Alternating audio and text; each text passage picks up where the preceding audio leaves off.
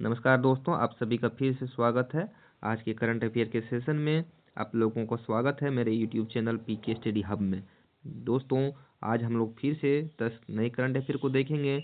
आज है 7 जनवरी। तो 7 जनवरी का करंट अफेयर का शुरुआत करते हैं। इससे पहले आप लोग चैनल को सब्सक्राइब जरूर कर दें। तो चलिए, आज का पहला प्रश्न है दोस्तों, किस वायलिन वादक को संगीत कला निधि पुरस्कार 2026 से सम्मानित किया गया है? तो इसका सही उत्तर हो जाएगा आर के श्री राम कुमार। ए नंबर इसका सही उत्तर हो जाएगा, आर के श्री राम कुमार।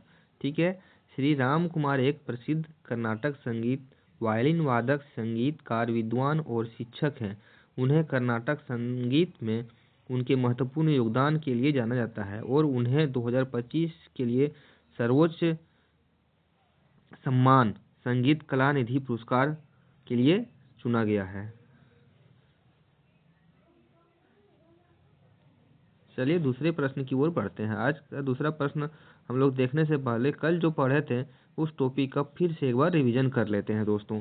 कल हम लोग जो करंट अफेयर देखे थे उसका आज पुनः रिवीजन करेंगे। तो चलिए, उत्तर प्रदेश के प्रयागराज में जो है संगम, प्रयागराज का जो संगम है उत्तर प्रदेश, यानी वहाँ पे माघ मेला का आयोजन किया जा रहा है। और भारत जो है दुनिया का सबसे बड़ा चावल उत्पादक देश बन गया है। अब सबसे बड़ा चावल उत्पादक देश कौन बन गया है? भारत बन गया है। कर्नाटक में 44वीं जो है जूनियर राष्ट्रीय चैंपियनशिप प्रतियोगिता जीता है।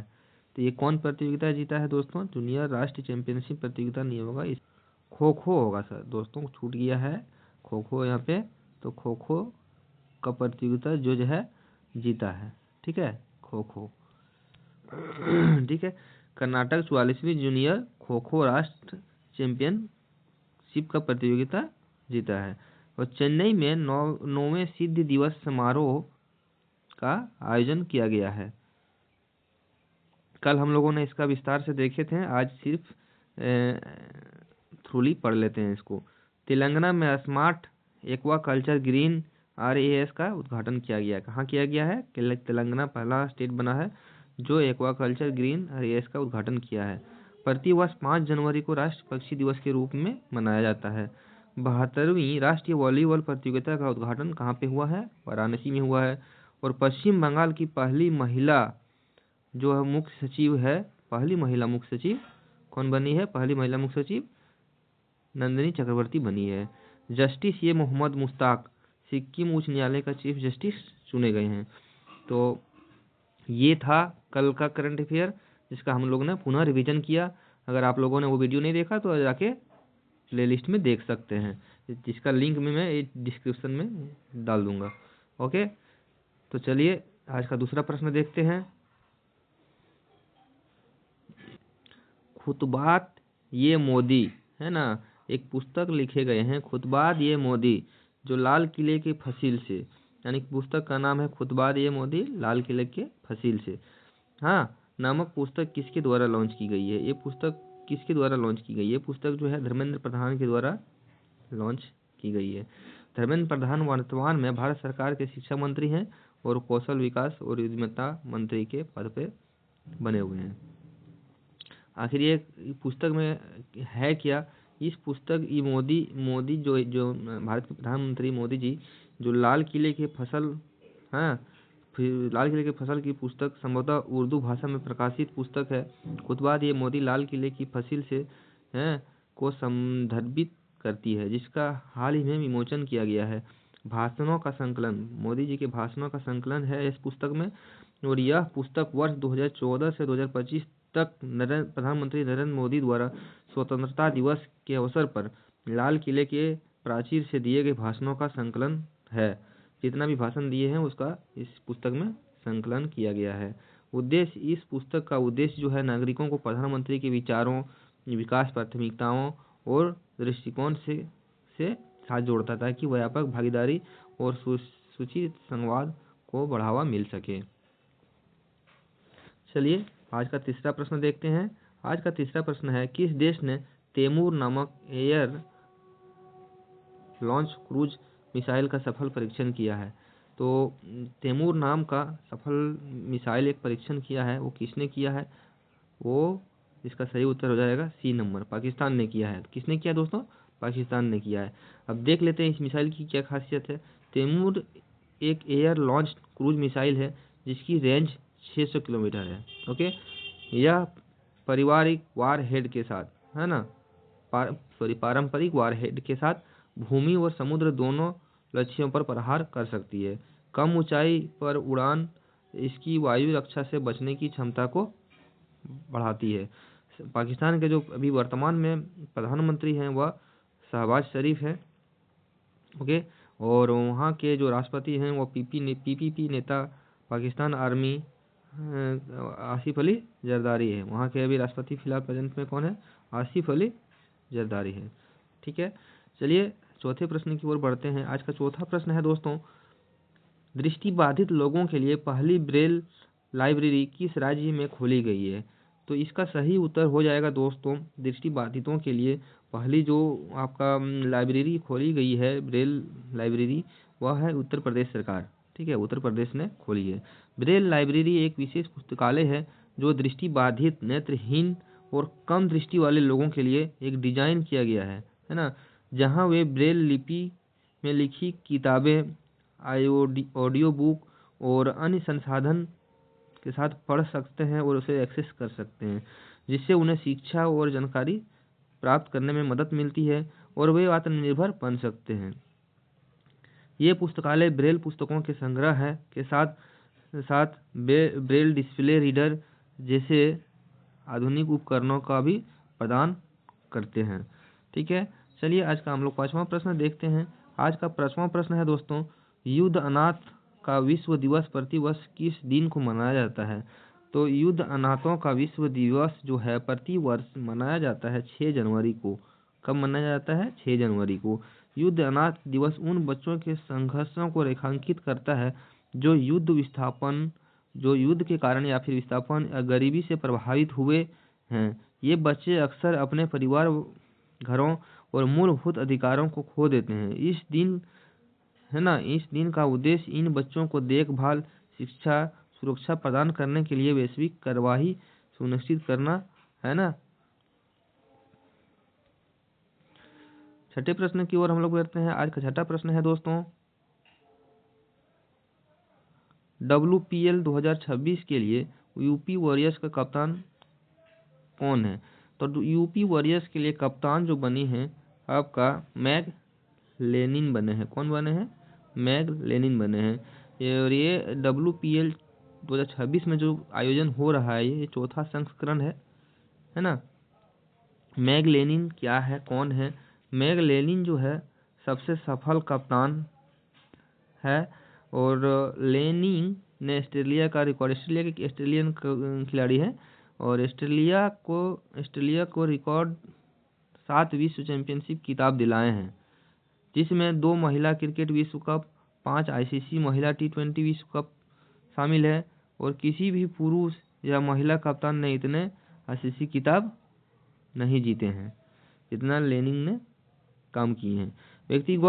व्यक्तिगत रिकॉर्ड की बात करें तो वह महिला वनडे इंटरनेशनल में सबसे अधिक शतकों का रिकॉर्ड अपने साथ रखती है और वह T20 में 2000 रन बनाने वाली पहली ऑस्ट्रेलियाई क्रिकेटर या बनी है। पुरुष या महिला जो भी हो, समझे ना, उसमें से ये जो है 2000 रन सबसे तेज पहले बनाने वाली पहली है। आज का अगला प्रश्न है दोस्तों, हाल ही में केंद्रीय रेशम बोर्ड का निदेशक कौन नियुक्त हुए हैं? तो इसका सही उत्तर हो जाएगा दोस्तों PS गिरीशा। कौन है? PS गिरीशा। इसका सही उत्तर ये नंबर हो जाएगा। केंद्रीय रेशम बोर्ड के अध्यक्ष का पद हाल ही में भरा गया और यह KM हनुमंथरायप्पा ने इस पद का कार्यभार संभाला था।